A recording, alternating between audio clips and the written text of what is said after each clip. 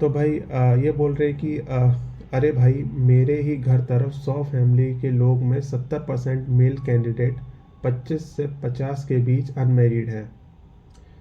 मतलब 100 फैमिलीज़ में जो है 70% जो मेल कैंडिडेट हैं जिनकी शादी की उम्र है, उन्होंने शादी नहीं की। ये स्टार्ट हो चुका है।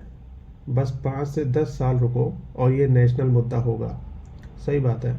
10 साल भी मेरे ख्याल से ये ज़्यादा बोल रहे हैं, 10 साल भी ज़्यादा है। मेरे ख्याल से 2030 तक ही आप देखोगे कि हमारी सोसाइटी में, हमारे हिंदू सोसाइटी में बहुत सारे जो मैन हैं वो शादी नहीं कर रहे हैं। और आने वाले 2-3 साल में ही ये जनरली हर सोसाइटी में बहुत चीज़ नॉर्मलाइज हो जाएगी है। राइट। तो 10 साल भी मेरे ख्याल से इन्होंने ज़्यादा बोल दिया। 10 साल के बाद सोसाइटी के लोग सिंगल लोगों को आसपास रहने ही नहीं देंगे सिटी में। ऑलरेडी ये स्टार्ट हो चुका है। हाँ। और ये चीज़ काफ़ी तेज़ी से स्टार्ट हुई है। मैं कहूँगा इसी साल से ये चीज़ स्टार्ट हुई है, जब से ये केसेस आने शुरू हुए हैं हस्बैंड वाइफ के, पति पत्नी के। और जैसे जैसे लोग अवेयर हो रहे हैं डाइवोर्स के लॉस के प्रति, जैसे जैसे उनको पता लग रहा है कि भाई डाइवोर्स के बाद अब एलिमनी देनी पड़ती है, मेंटेनेंस देना पड़ता है। दोनों लोग को पता है, वाइफ को भी पता है और हस्बैंड को भी पता है। और इसी वजह से डाइवोर्स रेट भी बढ़ रहे हैं। पहले क्या होता था कि अगर वाइफ जो है उतना कलेश नहीं करती थी घर में, क्योंकि उसको पता होता था कि अगर वो ज़्यादा कलेश करेगी तो पति उसको छोड़ देगा, पति उसका खर्चा उठाना बंद कर देगा। और उसको उसके पास फिर रहने का कोई ठिकाना नहीं होगा। राइट। लेकिन अब क्या है, अब वाइफ को पता है कि जो कोर्ट है, हमारे जुडिशल सिस्टम है हमारा, वो पूरा बाइज्ड है, उनके साथ है। और लॉज जो है वो जेंडर बाइज्ड लॉज बना दिए गए हैं। राइट। अगर वो कुछ भी करे, चाहे चीट करे, चाहे कुछ भी करे शादी में, उसको पैसा भी मिलेगा, है ना, एलिमनी भी मिलेगी, रहने के लिए घर भी मिलेगा, सब कुछ मिलेगा। तो वो भाई शादी में क्यों ही रहना चाहेगी, ये बताओ। क्यों भाई वो अपनी डिमांड बढ़ाती नहीं चली जाएगी। वो जो चाहे वो डिमांड करेगी। अगर तुम पूरा करते हो तो करो, नहीं करोगे तो भाई एलिमनी दो, मेंटेनेंस दो, वो कहीं और रहेगी, किसी और के साथ रहेगी। राइट। तो इस टाइप से चीज़ें चेंज हो रही हैं हमारी सोसाइटी में। और इन्हीं सब चीज़ों की वजह से आज के टाइम में बहुत ज़्यादा कलेश बढ़ रहा है घरों में। जो हमारा फैमिली सिस्टम है वो टूट रहा है। और घरों में बहुत ज़्यादा कलेश बढ़ रहा है आज के टाइम में।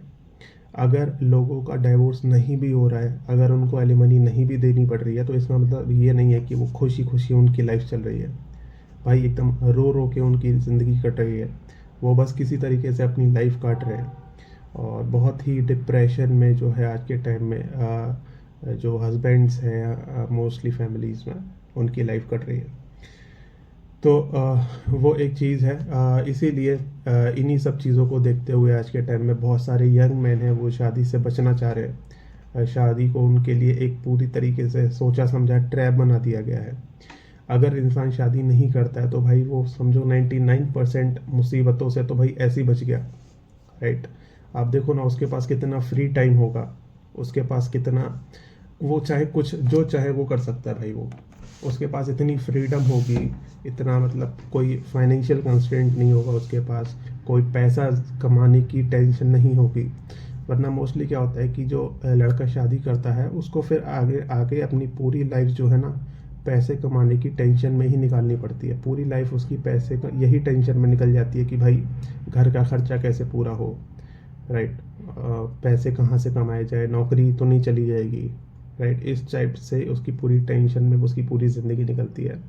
और घर में अलग से अगर कोई खर्चा आ जाए, कोई बीमार पड़ जाए या फिर कोई फंक्शन आ जाए, तो फिर उसको मैनेज करने के लिए अलग टेंशन। सोसाइटी को दिखाना पड़ता है भाई, उसको रिश्तेदारी चलानी पड़ेगी, रिश्तेदारों को दिखाना पड़ेगा। राइट। तो इन सब दिखावे में ही उसकी पूरी ज़िंदगी निकल जाती है।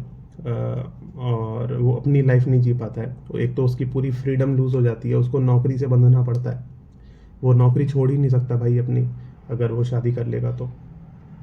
वहीं दूसरी तरफ अगर आप देखो, कोई अगर आज़ाद लड़का है जिसने शादी नहीं की, तो भाई वो जब चाहे नौकरी को लात मार दे। वो क्यों बॉस की गाली सहेगा, क्यों प्रेशर में काम करेगा। वो जब चाहे नौकरी को लात मार सकता है। उसके पास इतनी सेविंग भी आराम से होगी कि वो आराम से कई साल बिना नौकरी के निकाल सकता है। राइट। और वो बेसिकली उसको किसी और के खर्चे पूरे नहीं करने, किसी और की ख्वाहिशें पूरी नहीं करनी, राइट। तो वो अपने हिसाब से खर्चों को मैनेज कर सकता है, कम खर्चे में भी अपनी लाइफ पीसफुली काफ़ी अच्छे से निकाल सकता है। वहीं अगर उसको वो शादी कर लेता है तो उसको अपनी वाइफ की ख्वाहिशें पूरी करनी पड़ेंगी भाई। जो और उसकी वाइफ जो है ख्वाहिशें बढ़ाती चली जाएगी, तो उसको उसके खर्चे पूरे करने पड़ेंगे, एकदम गुलामों वाली ज़िंदगी हो जाएगी उसकी।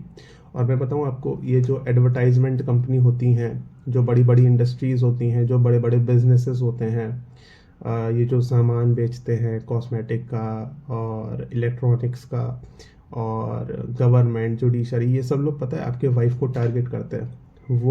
उन्होंने पूरा मार्केट ऐसा बना रखा है जो आपकी वाइफ को अट्रैक्ट करता है, जो आपकी वाइफ के दिमाग को टारगेट करता है, और उसको बेसिकली बढ़ाता है, चढ़ाता है कि भाई ये सामान खरीदो, ये सामान खरीदो, क्योंकि उसको पता है कि वाइफ ही अपने हस्बैंड को फोर्स करेगी पैसा खर्च करने के लिए, राइट। तो वो वाइफ के दिमाग को मैनिपुलेट करते हैं, उनके दिमाग को इस तरीके से अलग अलग चीज़ें दिखाते कि भाई ये खरीद लो, ये खरीद लो, इससे तुम्हारी लाइफ में ये आसानी हो जाएगी, इससे तुम्हारी लाइफ में ये आसानी हो जाएगी।